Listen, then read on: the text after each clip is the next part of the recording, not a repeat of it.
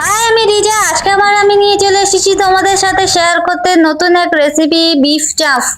তো আমার চ্যানেলে নতুন নতুন ভিডিও দেখার জন্য চ্যানেলটিকে তাড়াতাড়ি সাবস্ক্রাইব করে নাও। তো চলো শুরু করা যাক।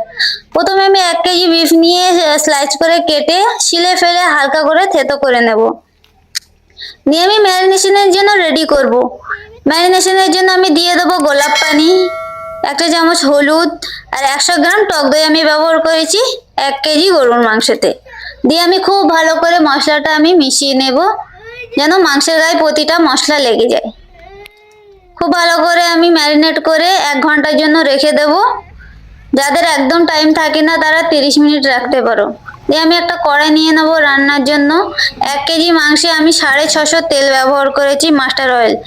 তার মধ্যে আমি দিয়ে দেবো কিছু শুকনো মশলা, শুকনো লঙ্কা, দারচিনি, লবঙ্গ, তেজপাতা দিয়ে আমি ভালো করে নাড়বো যতক্ষণ না মশলাটা ব্রাউন হয়।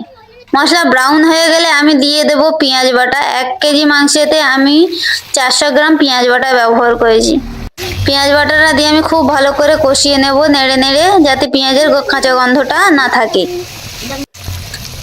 ব্যবহার করার পরে আমি ম্যারিনেশনের মাংসটা দিয়ে দেব পেঁয়াজের মধ্যে, দিয়ে ভালো করে নাড়তে থাকবো। এখানে একটু খুব ভালো করে একটু বেশি সময় ধরে নাড়তে হবে, যেহেতু মাংসটার গায়ে যেন প্রতিটা মশলা লেগে যায়। দিয়ে আমি দিয়ে দেব কিছুটা লবণ, স্বাদ অনুযায়ী লবণ দিয়ে দেব। দিয়ে আবারও নাড়তে থাকবো। লবণ দিয়ে খুব ভালো করে আমি নাড়াচাড়া করে ঢাকনা দেব। 5 মিনিট পরে দেখো আমি ঢাকনা খুলেছি, জল ছেড়ে দিয়েছি, যেহেতু আমি লবণ দিয়েছি। মাংসে জল ছেড়ে দেওয়ার ওই সময় আমি দিয়ে দেবো কেওড়া জল, দিয়ে ভালো করে আবারও নেড়ে দেব।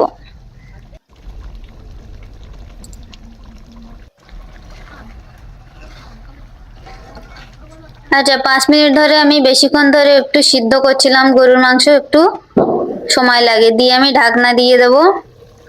আরও 5 মিনিট পরে আমি ঢাকনা খুলে দেখব, তেল উঠতে শুরু করেছে মাংস থেকে। এই পর্যায়ে দিয়ে দেবো পোস্ত বাটা। 1 কেজি মাংসে আমি 25 গ্রাম পোস্ত বাটা ব্যবহার করেছি। 4 চামচ আদা রসুন পেস্ট, 1 চামচ হলুদ গুঁড়া আর 1 চামচ লঙ্কার গুঁড়া দিয়ে আবারও কষিয়ে নেব যতক্ষণ না আদা রসুনের গন্ধটা চলে যায়। খুব ভালো করে নাড়তে থাকবো। নেড়ে চেড়ে আমি আবারও ঢাকনা দিয়ে দেখো 5 মিনিট পরে ঢাকনাটা খুলে আমি দিয়ে দেব কাজু বাটা, চালমগজ বাটা। মিক্সিটা দিয়ে আমি একটু পানি দিয়ে আবারও কষতে থাকবো। এই পর্যায়ে একটু বেশি সময় ধরে নাড়তে হবে, নাহলে তলাতে ধরে যাওয়ার সম্ভাবনা থাকে। তো এর মধ্যে আমি দিয়ে দেব কিছুটা জল। গরুর মাংসে যেহেতু একটু টাইম লাগে সিদ্ধ হতে, রান্না করতে হতে কিছুটা সিদ্ধ হয়েছে, এবার আমি পানিটা দিয়ে দেবো যাতে পুরোটা সিদ্ধ হয়ে রান্নাটা হয়ে যায়। দিয়ে আমি ঢাকনা দিয়ে দেবো। 10 মিনিট পরে ঢাকনাটা খুলে দেখবো প্রায় উপরে তেল উঠে এসেছে।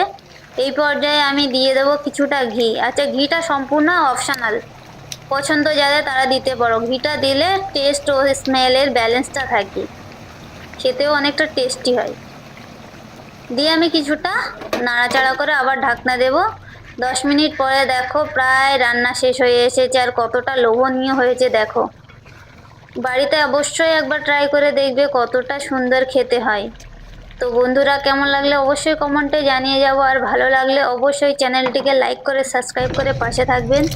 আবার দেখা হচ্ছে পরের ভিডিওতে, ততক্ষণের জন্য বাই, ভালো থেকো সবাই।